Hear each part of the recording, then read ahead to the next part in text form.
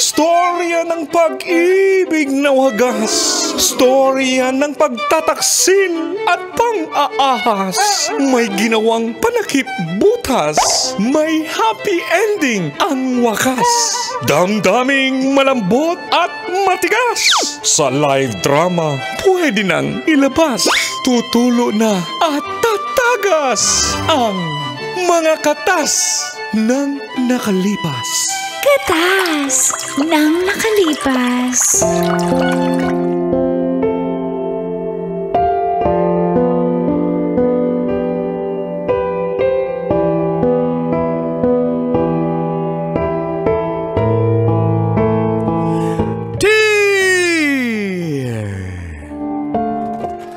Uncle Dago. And Tita Tanya Chinita.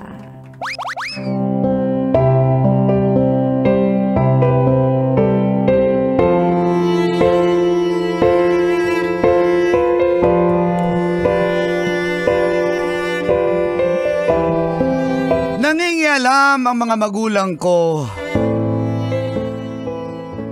sa karelasyon ko.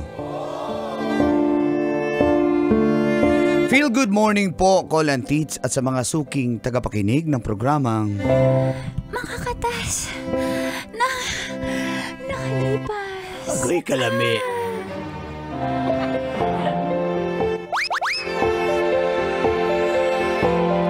Itago nyo na lang po ako sa pangalang alias Orly.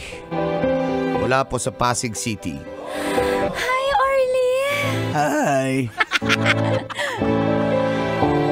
7 taon kami nung una kong girlfriend. At akala ko po ay siya na makakatuluyan ko. Yun nga lang, nagkahiwalay po kami. At parang wasak na wasak ang puso ko nung panahong iyon, Colin Tits. Sakit pala ma-broken hearted. Paano yung sakit?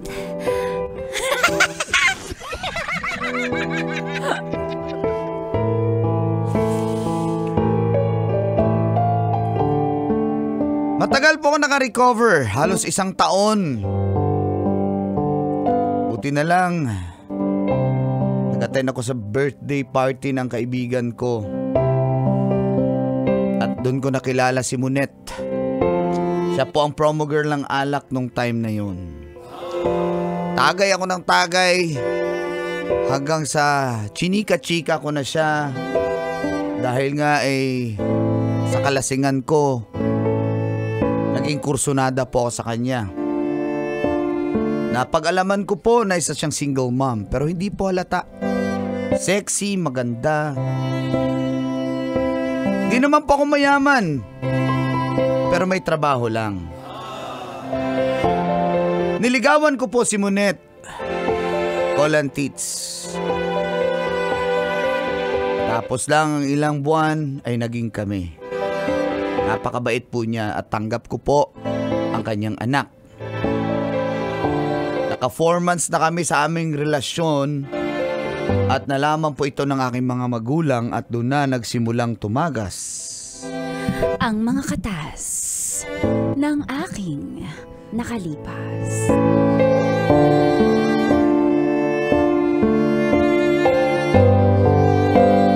Katas ng nakalipas.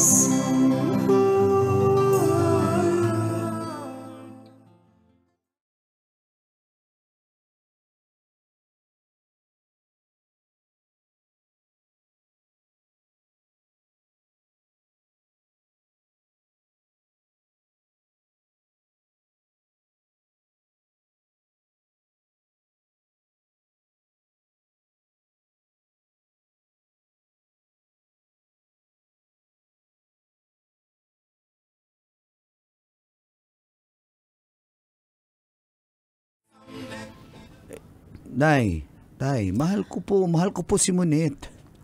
Madaling sabihing mahal. Lahat naman ng ex mo, minahal mo. Pero Nay, isa lang yung naging ex ko, Nay. Ay, isa lang pala. Kaya nga lahat means all. Ang ibig kong sabihin, Kanor, ang ibig ko sabihin yan. Madaling sabihing mahal eh. Ang problema, mahal ka ba talaga noon?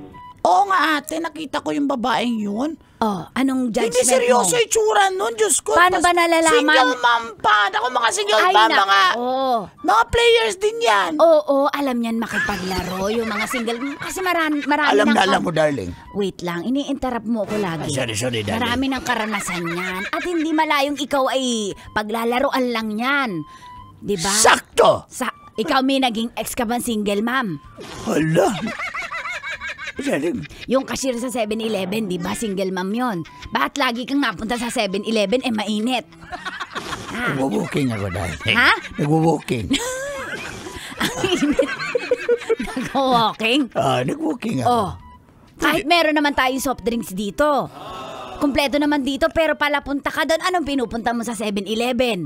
Anak, alam mo, makinig ka sa nanay mo. Kasi magaling tong nanay mo. Tama, alam na alam ko Kahit yung ako kurakas ng mga babae na yan. Kahit ako, darling. Iba yung kutob ko sa babaeng yun. Anong kutob mo? Parang ang laki ng kutob niya.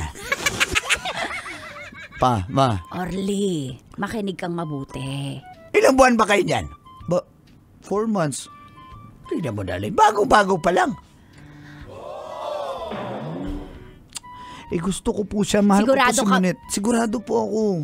Tsaka, may anak na yun eh.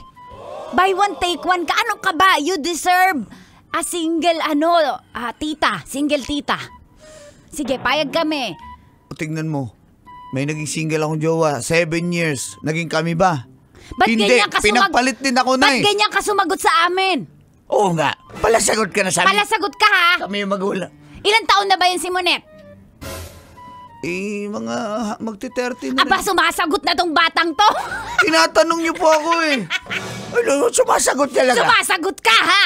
Oh. Paano mo nalamang loyal yan sa iyo? Hoy, sumagot Sumagot ka. Kinausap ka ng nanay mo. Sumagot ka. Sumagot ka. Paano mo nalamang Bastos ikaw ka. lang? Bastos ka, hindi ka sumasagot. Aba, nagsa-silent treatment ka. Paano mo nalalamang ikaw lang sa babaeng yan? Mamemera lang yan. Wala naman tayong pera. Alam naman yan, Nay. Sumasagot talaga tong anak mo, Kanor. Pag hindi ako sumagot, nagagalit kayo. Ang layo mo kasi. Lumapit ka nga dito. Lumapit ka. Lumapit ka. Hoy, Orly. Oh, lumalaban na. Oh. Aba. Bakit ganyan ang lakad mo? Parang galit ka. Ano ba? Alis na nga ako dito. Hoy, bastos na lang. Ko. Kanor, manang-mana sa'yo yung anak mo. Ayun na naman yan. Hindi. Kapag in the middle of interrogation, umaalis, nagwo-walk out para matakasan ng mga tanong. Ganyan-ganyan ka. Wala naman ako. Style ng mga babaero talaga yan. Ay, naku. Style yan. Kuya, mauna na nga ako baka madamay si Billian. Darling, ano ba yung mga tanong mo sa akin? Hindi ko tatakasan yan. Eto, Sige. noong May 2, 1984. May kukunin pa pala ako kay Sakto, ilang taon na ngayon? Pare Jim. 40 years Jim. na. Bye-bye. Napakawalang hayop, talagang animal na to.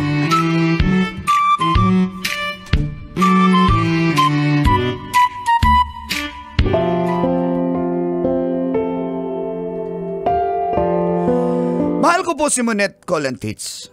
Kaya ipinagtanggol ko siya sa aking mga magulang, kahit na sa aking pamilya. Sabi nga nila, deserve ko raw po ay single na walang anak. Hindi naman na bago po ang ganong sitwasyon.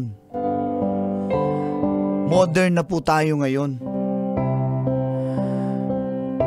Kahit maaga pa ang aming relasyon, ay ramdam ko po na mahal ako ni Monet at mahal ko rin po siya. Yun ngang 7 years ko dati, wala namang nangyari. Hindi rin naman kami nagkatuluyan. Bakit ko pa patatagalin?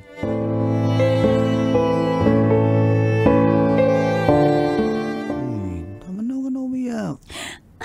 Kinausap ko naman na si Mama at Papa. Hindi talaga tayo bagay.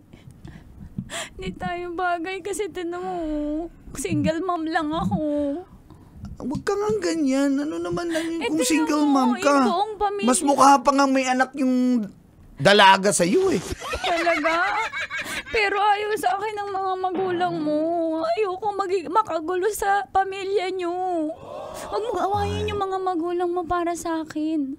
Mahal ko yung mga magulang mo kasi mahal mo sila at dapat natin silang irespeto yung desisyon nila. Naiintindihan kita, pero sana naman maintindihan din nila ako.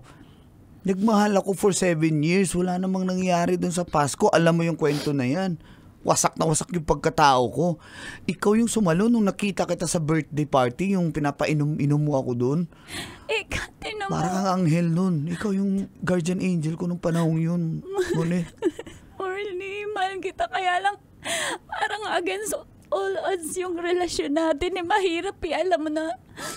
Siguro bagay sa akin maging single na lang amang buhay kasi walang tatanggap sa akin ng mga lalaki at mga tao. Tatanggap kita, ano ka ba? Pati anak mo. Magiging tatay na ako ng anak mo. Paano tayo sa mga magulang mo? Susuwayin mo ba sila? Hindi mo sila susundin? Matanda na ako. May sarili na akong disposisyon sa buhay. Talaga, Orly. May trabaho na ako. Kaya na kitang buhayin pati ang anak mo. Gagawin mo yun para sa amin ang anak ko.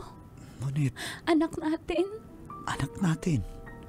Orly, mahal na mahal kita. Salamat. Kasi... Paano to? Isa-sekreto ba natin sa mga magulang mo? Ano sikreto? Pakakasalan kita. Pakakasalan mo ako? Kahit... Single mom lang ako. Ano ba? Kahit ano lang, simple na kasal, basta pakakasal tayo. O kahit simple lang, kahit na saan, papakasalan kita, kahit sa barangay, sa west, sa harap ng mayor, kahit saan. Mahal na mahal din kita, Orly. Salamat sa pagtanggap sa akin. Kahit sa west, okay na sa'yo. Kahit kay mayor, okay na sa'yo. Kahit saan, kahit saan, mahal na mahal kita. Pakakasalan kita. Gagawin mo yan para sa akin. Oo. Mahal na mahal. Mahal kita. Thank you, Orly.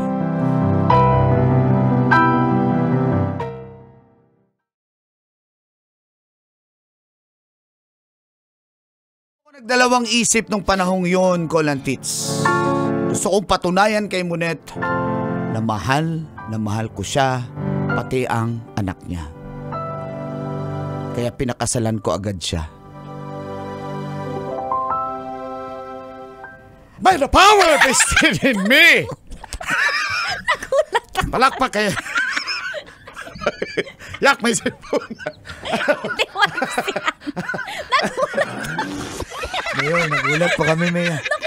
Ako kasi ang mayor. By the power vested in me. Mahal, I sigurado. pronounce you husband and wife. Mahal, sigurado ka ba, Mayor? You may now chukchak. Mahal, sigurado ka, Mayor. Ba't ganyan magsasalita yan? Mahal baka... Mayor ako, mayor ng Silda 4. Bumubulong lang ako. Ba't nyo naririnig? Mayroon ako hearing aid eh. Ha? Kahit nakakarinig ba? Kiss na kayo. Mayor, wala pang ang pirmahan. Kiss na agad. Yung iba nga eh. Tamak na lang, ganyan ha. Sige na. Ano pong pangalan nyo? Asan lisensya nyo? Totoo po bang mayor kayo dito? Baka po kasi fake itong kasal namin. Actually, delivery rider ako. May dineliver lang. Kawawa naman kasi kayo naghintay. Wala ngayon. Kaya pala may dala kang... Kaya nga may backpack akong malaki. Tapos... Baka hinihintay na kayo. Tingnan mo yung ko. Labridyo pa yung aking Armor. Mauna na ako ha. Bye. Congrats sa inyo, brother. Mahal, paano yan? Okay na, kasal na tayo. Basta importante kasal na tayo. Lalamove yun. Kasal na tayo. Salamat. I love you. I love you. Till death do us part. Till death do us part. I love you. Jinjin. Ako na yung tatay mo. Papa! Congrats, Mama! Salamat. Mabuhay ang bagong kasal! Bye, mabuhay, bye! Ay! You know how I love to come.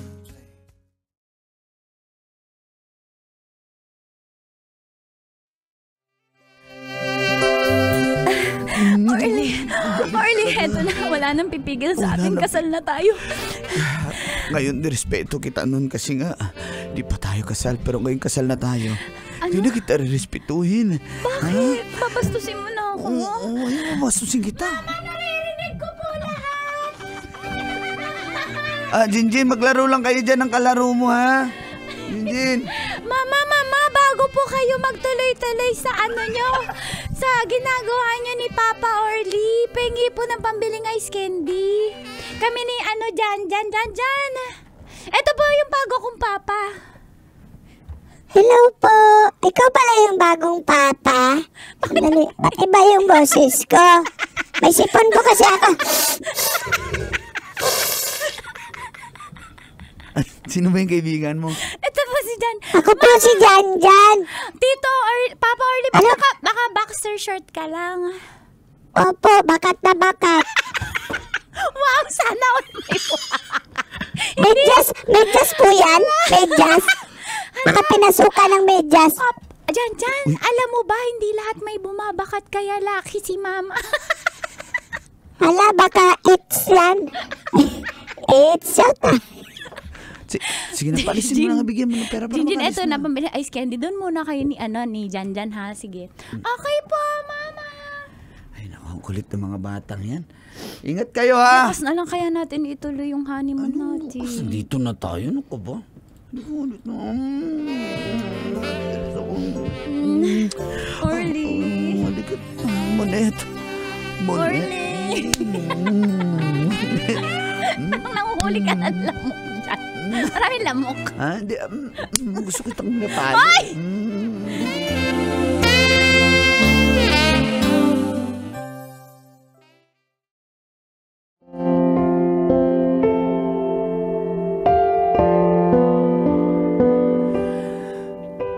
Pinakasalan ko po si Monet at sinuway ko ang aking mga magulang, call and teach. Matanda na rin naman na ako. Magte-30 na ako. May trabaho na rin po ako at kaya ko na silang buhayin. Kaso nga lang, magmula nung makasal kami ni Monet, parang biglang nagbago ang ugali niya. Biglang naging maldita. Napakabilmo ko. Kahit ano pinapabili, hindi naman po ako mayaman. Halos lahat ng kinikita ko po sa trabaho ay napupunta lang sa mga luho-luho niya. At yun ang palagi namin pinag-aawayan.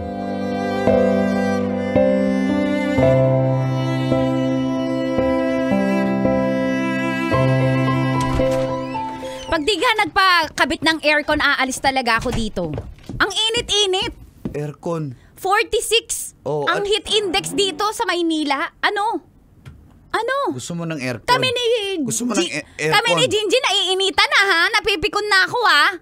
Gusto mo ng aircon? Oo. Wala nga tayong kuryente. Ba't naputol yung kuryente?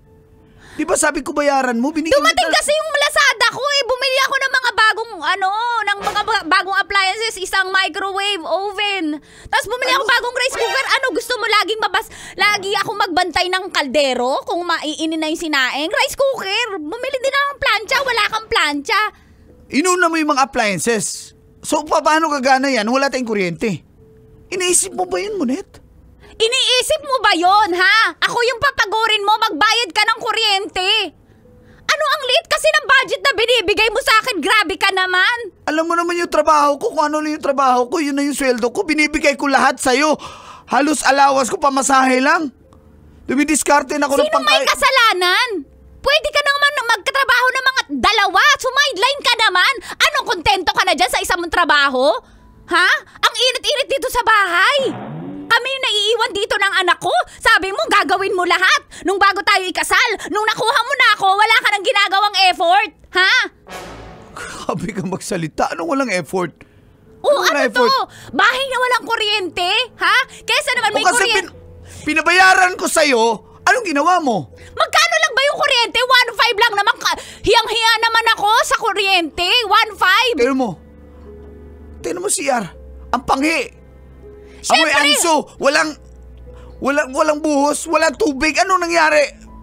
Di ba sabi ko pati tubig bayaran mo? Ano nangyari? Dumating yung pang pang eyeliner ko, tsaka yung pang kilay ko. Ano gusto mo maging losyang ako, ha? Diyos ko. Inis na ako sa'yo. Tsaka nagkulay ako buhok. Gusto mo maging losyang ako, katulad ng ex mo? Ha? Kailan ka mga maging maganda kahit nasa bahay lang ako. Hindi katulad ako ng ex mo, na losyang. Hindi ko sinasabing gano'n. Ang sinasabi ko, unahin mo yung mga priority sa bahay. Tingnan mo. Priority ko yung sarili ko. Hindi ko priority na ayusin yung buhay mo. Ganun? Ha? Hindi mo na kakayang ibigay yung mga kailangan ko. Sisisi mo pa sa akin. So tama nga. Tama nga yung mga magulang ko. Ganun. Ha? Dapat nga hindi kita pinakasalan. Ang kapal ng mukha mo. Ang kapal ng mukha mo. Ang pangako mo. Aayusin mo yung buhay ko. Bubuhayin mo kami, ha? Yun ang pangako mo. Anong tama? Dito, umuwi ka na sa mga magulang mo kung gusto mo. Hindi mo pala kaya eh. Wala ka pala eh. Puro ka salita. Puro ka salita. Ayoko na. Muned! Ayoko na!